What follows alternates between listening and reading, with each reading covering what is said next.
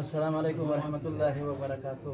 قدرمنو لیدونکو، زموږ استاد کومه مبارزه چې وه موږ د ملګرو غږونه اورېدلي دي او څېرې نه دي لیدلي. نن درته یوه څېره ښیمه، مشهوره څېره، تکړه مبارز. الله تعالی د ټولو مبارزینو ستړیاوې تکلیفونه قبول کړي. کابل ټکي کام وقاف صاحب دغه دی. ویې ګورې ډېرو ملګرو یو وخت روح الله پرواني نه پوښتنه کوله، وقاف صاحب لمبره کمالدار کوئی ثابت دی، خو داسې مبارزه وه زموږ چې چاته هم نظام ښودی شو او نه هم خپل نمبر معرفي کاوه. او زه خپله حاجي نواب پښتون د امارتي میډیا اډمین یو د مجاهدینو خدمتګار. ډېره مننه کوم حاجي صاحب، او تاسو ته بیا ټولو ملګرو ته مجاهدینو ته سلامونه. یقینا په افغانستان باندې ډېر لوی امتحانات راغله، ډېر لوی انقلاب و، تورې تیارې وي.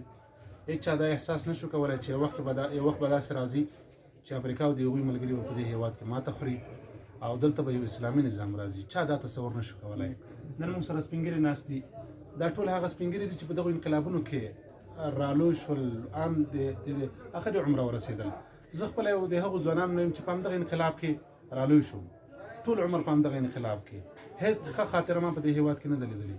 د امریکایانو او د هغوی د ملګرو له خوا نه په افغانستان کې بغیر له وحشتونو، بغیر له بمباریو او بغیر له شپنیو چاپونو بل هېڅ کومه لاسته راوړنه د دې خلکو ما نه ولیدله او نه هم دغه ملت ولیدله.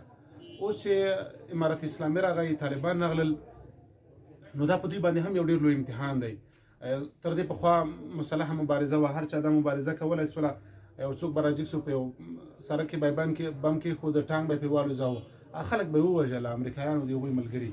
خو تر دې وروسته اوس دغه سیاسي میدان داسې میدان دی چې په دغه میدان کې خلک ټول یو لوی امتحان سره مخ کېږي. دا لوی امتحان دی، ملت ته خدمت کول دي او دغه د امتحان اصلي میدان دغه دی.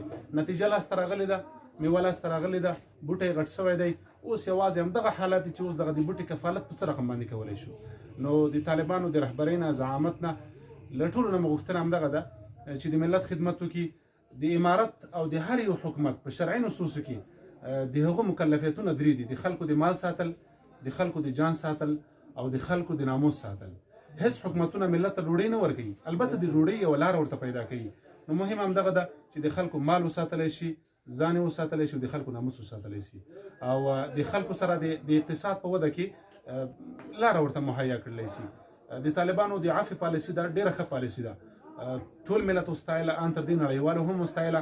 په نړیوالو هم د یو خبریال او د یو ژورنالست په حیث زموږ غږ دا دی چې باید طالبانو سره نوره اوږه وانه چي او نه هم دغې خاورې ته په بده وګوري، ځکه دغه خاوره کې لوی امپراتوران نسکور شول او که هر امپراتور بیا هم راځي بیا به هم نسکورېږي.